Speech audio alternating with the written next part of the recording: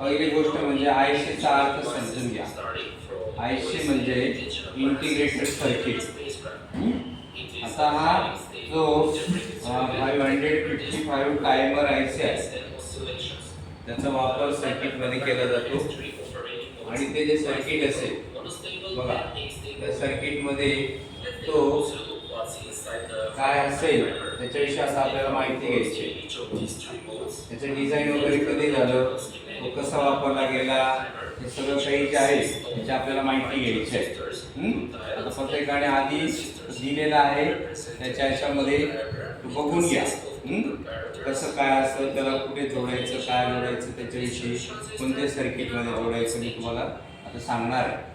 तो तिकडचा अच्छा तुमच्याकडे आहे, आता कोणाकडे नाही आहे. तुमचं जर बघून झालं असेल